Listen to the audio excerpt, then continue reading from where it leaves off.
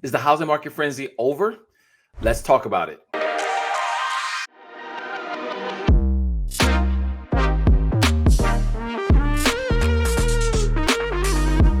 Well, it appears that the frenzy is coming to a slowdown for sure, and buyer competition is as high as it's been in 2 years.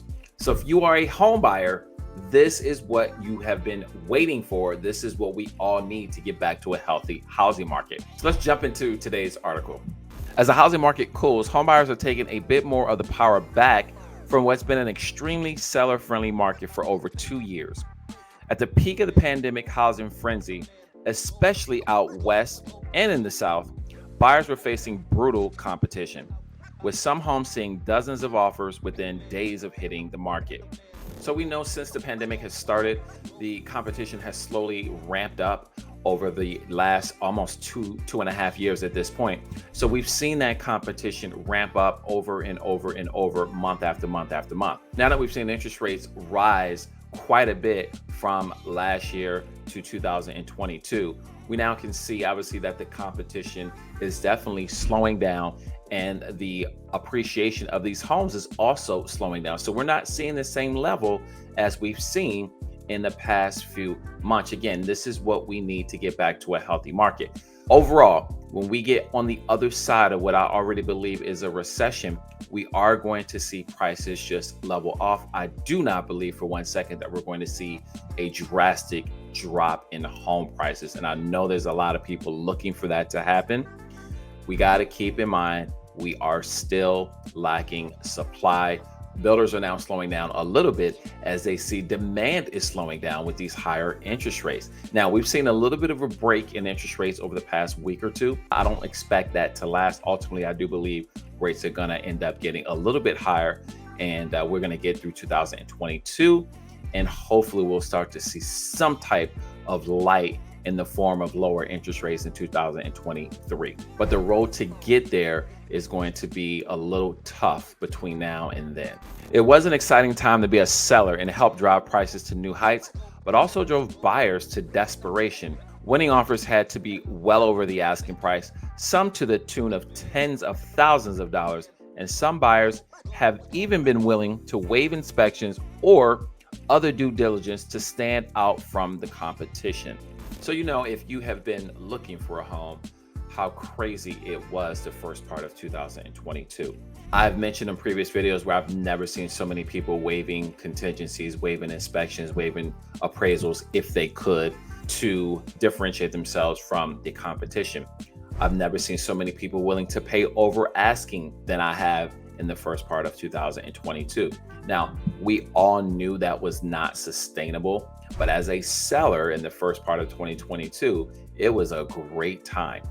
If you're a seller, even in the middle part now of 2022, it is still a good opportunity to sell, guys, because we still, again, I'm going to keep coming back to inventory. No matter how we got into the situation that we're in, the bottom line is the inventory is lower than the actual demand right now. And so prices are going to remain relatively high. Although, again, we have seen price reductions from builders, especially more so than we have individual sellers. But there's price cuts going on all around. I do not believe, again, that we're going to see these prices drop off a cliff to where there's just going to be deals all over the place. Now, the foreclosures that have been put on the back burner for the last couple of years, they're going to hit soon. So there'll be some opportunity there. But again, you still have these institutional investors, and you also have the foreign buyer who is coming back into the U.S. housing market. I did a video of that previously about foreign buyers. They are also coming back into the mix. So as these foreclosures start to hit maybe over the next year or two, a lot of those are going to get scooped up. And foreclosure does not automatically mean deal, guys. Let me be very clear about this. People hear foreclosure and they automatically think, oh, I'm going to get a discount. That is not always the case. So what's new? Well, last month, bidding wars became less common, and homebuyer competition has now dropped to its lowest level since 2020, before COVID-19 sent the national market into upheaval. Now let's take a quick look at this graph from Redfin. This is showing the homebuyer competition from 2020 and how we are now seeing a huge dip in that competition. Again, this is what we need to get back to a healthy market. Rates obviously are huge because we know back in 2020, all the way up until really January of 2022, interest rates were sub 4, in a lot of cases sub 3, right? So now rates are going up, competition is going down. Unfortunately, this is the best way that the government sees for us to soften the housing market, is by raising these interest rates. We know home prices were going through the roof, and that would have continued if rates did not go up. So again, I know this is hurting the first time buyer for sure, and a lot of other people that are trying to enter the housing market right now, but this is what has to happen until we can get through this tough period that we're going through and will continue to go through over the next several months. So let's take a quick trip down memory lane and remember, how did this whole pandemic housing rush even begin? Now, we know back in 2020, COVID hit in March, and our housing and everything really just got shut down around that time frame. But what happened after that? Well, since that time, we know a lot of people have adopted the stay at home, and a lot of companies, financially, it's actually benefiting a lot of companies having people stay at home. So that is what initially started. Everyone can stay at home and work, and companies found that, you know what? This remote work thing actually works out much better for us. We can actually have people work at home. It's going to save us a ton of money. And as long as production doesn't go down, we're okay with this. And a lot of companies have maintained that even now. Here we are 2 years later. That also led to a lot of people being able to now live wherever they chose to live. And so a lot of people were opting to go to areas where there was less taxes, lower cost of living. And so a lot of these areas starting to explode.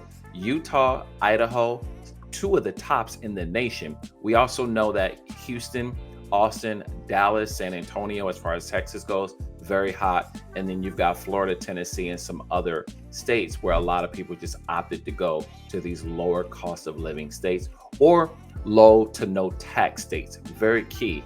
So by the numbers here, June's under 50% bidding war compares with a revised rate of 65% 1 year earlier and 57.3% in May, which marks the 5th straight month of declines. That's according to a Redfin report.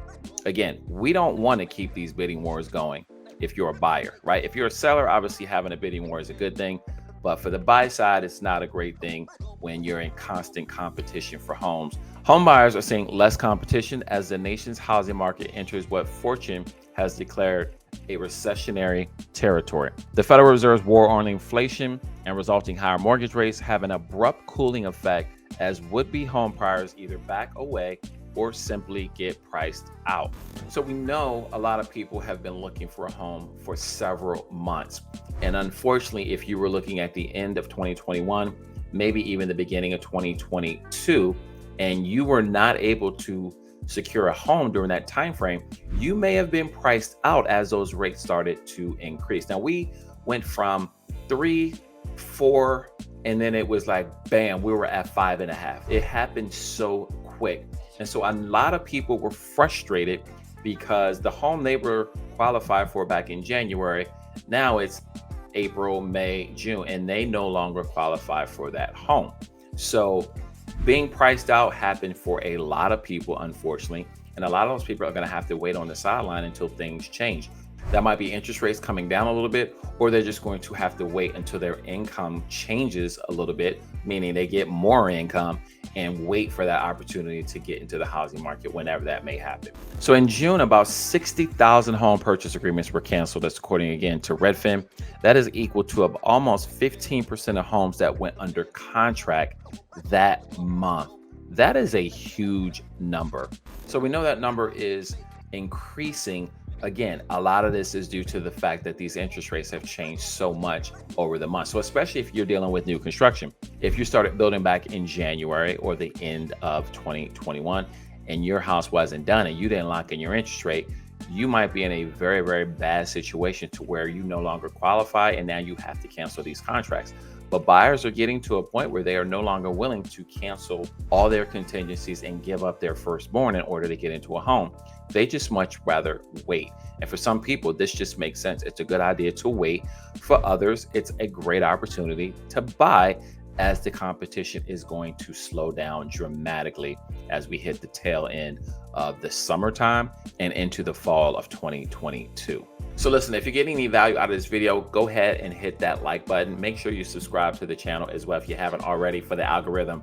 Leave me some comments. Give me your feedback. I want to know where you located and are you seeing competition slow down where you're located as well. Now, I've been talking about this for a while, that yes, the housing market is cooling, but it is not coming to a crashing halt. We're going to have a huge correction though, right?